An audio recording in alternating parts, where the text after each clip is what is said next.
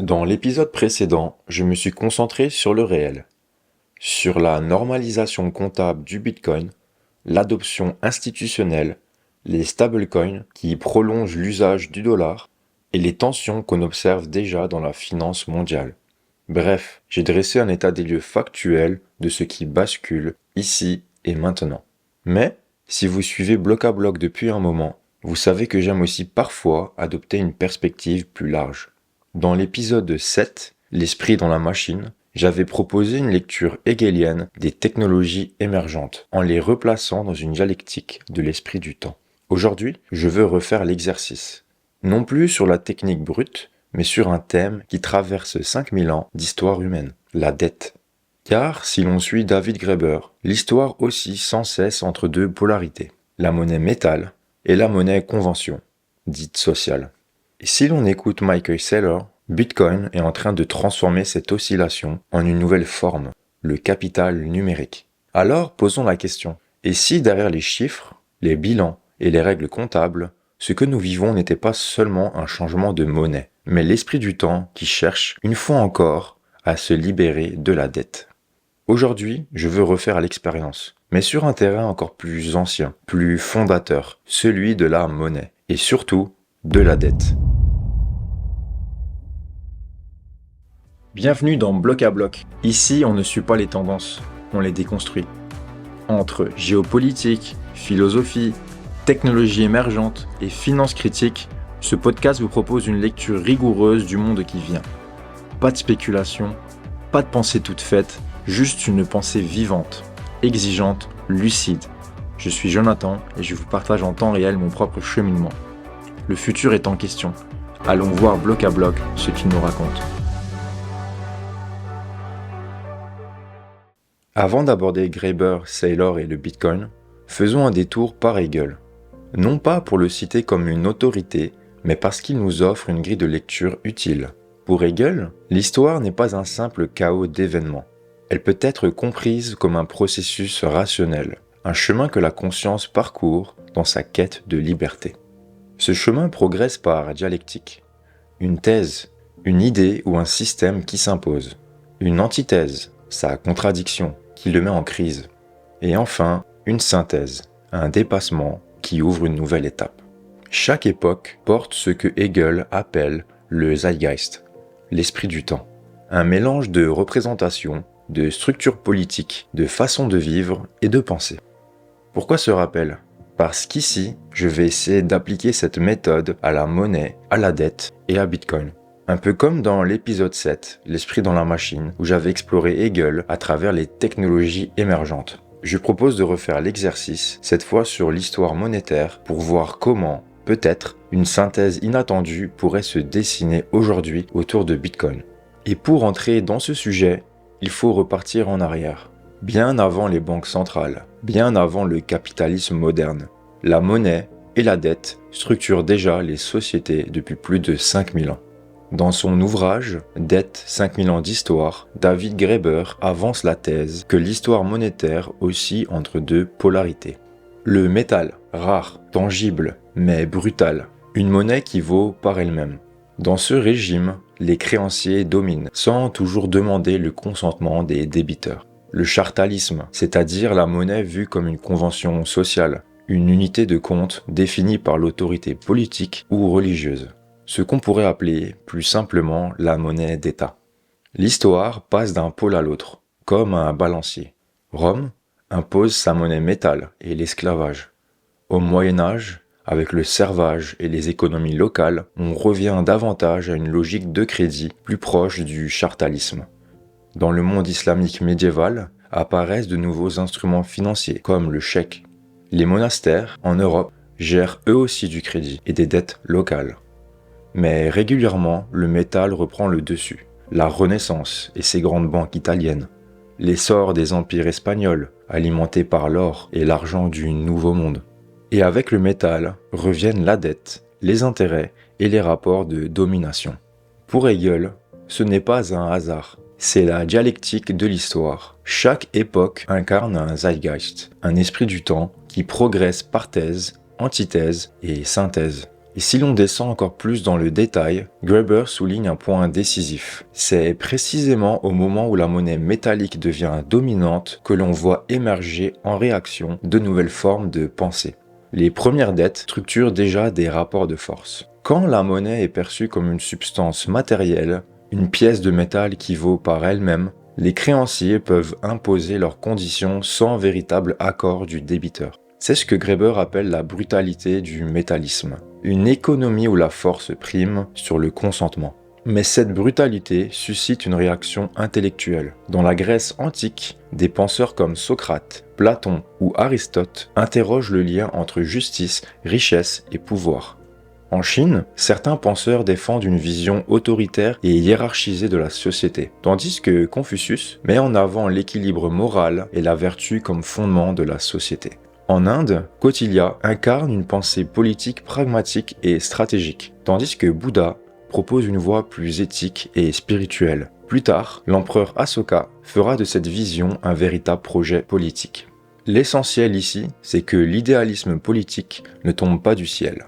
Il naît souvent en réaction à l'emprise brutale de la monnaie métallique et des rapports de dette qu'elle engendre. Car depuis des millénaires, la dette est au cœur d'un débat permanent entre force et justice, entre domination et recherche d'équilibre. Rome en est un exemple frappant. Un empire bâti sur l'or et l'argent, une armée financée par des pièces frappées, redistribuées dans les marchés locaux, une économie d'esclavage qui ne tenait que par la conquête. Un modèle irrésistible au début, mais condamné à l'effondrement à long terme, car il ne vivait que de son expansion permanente. Cette lecture que l'on peut discuter n'est pas une vérité absolue. C'est la thèse de Graeber. Elle montre surtout que l'histoire de la dette n'est pas seulement une histoire d'économie. C'est une histoire de tension entre matérialisme et idéalisme, entre domination et quête de justice. Et voici qu'arrive Bitcoin. Michael Saylor le dit clairement. Bitcoin, c'est l'or numérique. Mais plus encore, c'est du capital numérique. Un métal qui n'est plus enfoui dans la terre, mais inscrit dans un registre. Un métal sans empire, sans conquête, sans esclaves. Un métal algorithmique limité à 21 millions d'unités. Dialectiquement, Bitcoin est à la fois métal, rare, coûteux à produire, ancré dans l'énergie, et convention. Il vaut parce qu'un réseau mondial y croit et en fixe les règles. Il réalise la synthèse que Graeber n'avait fait qu'entrevoir, l'union du métal et du chartalisme. L'or a longtemps représenté la forme la plus concentrée de richesse et de pouvoir. Aujourd'hui, Bitcoin reprend ce rôle sous une forme digitale. Détenir du Bitcoin, c'est posséder une part permanente du réseau monétaire mondial pour toujours. Contrairement à la dette souveraine ou au crédit fiat, Bitcoin ne se dégrade pas.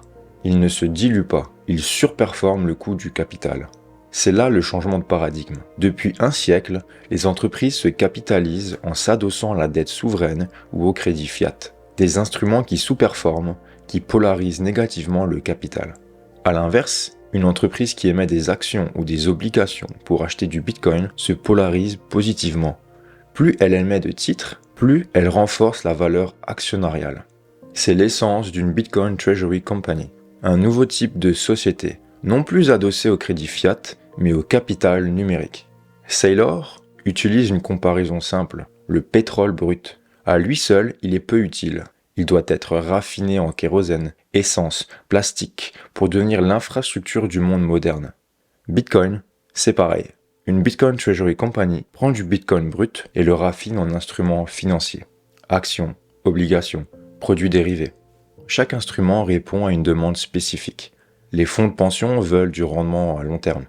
Les marchés monétaires cherchent de la liquidité courte. Les actionnaires souhaitent du levier. Les traders de dérivés exploitent la volatilité. 1 milliard de dollars en Bitcoin peut être transformé comme une matière brute, découpé et façonné en différents instruments financiers, chacun adapté à un besoin précis, mais toujours adossé à la même rareté incorruptible.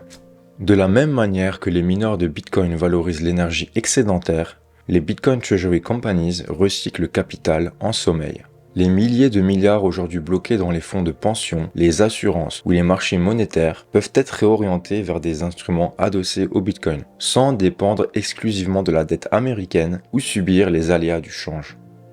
Il s'agit bien de la thèse de Michael Saylor. Pour lui, Bitcoin n'est pas seulement une réserve de valeur, mais le socle possible d'un nouveau système financier.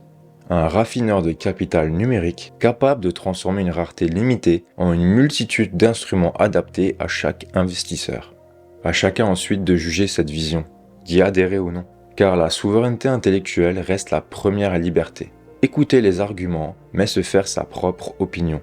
Mais pour évaluer la portée d'une telle vision, il faut revenir à ce que Bitcoin prétend rompre, la logique de la dette. David Graeber rappelle que la dette a longtemps structuré nos sociétés comme une promesse infinie, une spirale où on doit toujours plus sans jamais atteindre la fin du remboursement. C'est cette logique qui a permis aux créanciers d'imposer leur domination au fil des siècles, sans véritable contre-pouvoir. La dette est ainsi devenue une machine à capturer le futur. Elle projette des obligations sur plusieurs générations, elle transforme des choix politiques en contraintes comptables, et elle réduit la liberté en enfermant l'horizon dans l'intérêt dû. C'est ici que Bitcoin introduit une rupture. Il n'est pas une créance, mais un actif pur, limité à 21 millions d'unités. Là où la dette repose sur des promesses infinies et extensibles, Bitcoin existe au présent avec une rareté programmée. Cette contrainte ne supprime pas les marchés ni le crédit, mais elle force à distinguer ce qui est soutenable de ce qui ne l'est pas, en ramenant les équilibres vers une base rare et incorruptible. On peut débattre de ce que cela signifie politiquement ou économiquement, mais il y a une idée forte. Bitcoin brise le lien millénaire entre monnaie et dette. Bitcoin n'est pas conçu comme une promesse infinie, mais comme une réalité finie. Plutôt qu'une utopie, c'est une contrainte. Elle limite l'expansion indéfinie et oblige à composer avec la rareté. On peut y voir une logique différente de celle de la dette, qui repose sur l'expansion continue. Et c'est peut-être dans cette tension que certains perçoivent l'amorce d'une nouvelle dialectique. Non plus la domination par la dette, mais une réflexion collective sur la gestion d'une ressource limitée. Pour Hegel, l'histoire est le théâtre où l'esprit se cherche à travers les contradictions. La monnaie n'échappe pas à cette logique. Le métal, rare et brutal, a imposé sa loi. Le chartalisme, conventionnel et social, a tenté de rééquilibrer. Graeber montre ce va-et-vient comme un balancier millénaire. Avec Bitcoin, Saylor voit apparaître une nouvelle figure, un actif à la fois métal, rare, enraciné dans l'énergie, et convention, porté par un consensus global. Une synthèse inattendue qui pourrait marquer un nouveau zeitgeist. Mais Hegel nous invite à la prudence. Chaque synthèse n'est qu'une étape, jamais une fin. Ce qui aujourd'hui semble une libération peut demain devenir une nouvelle contrainte. L'esprit du temps n'est pas figé dans un code, il se transforme encore et toujours au gré des tensions qu'il rencontre. Alors oui, Bitcoin peut être lu comme une réponse dialectique à la dette infinie, mais la véritable question hegelienne reste ouverte. Fera-t-il progresser la liberté ou ne sera-t-il qu'une forme de domination à dépasser un jour à son tour ?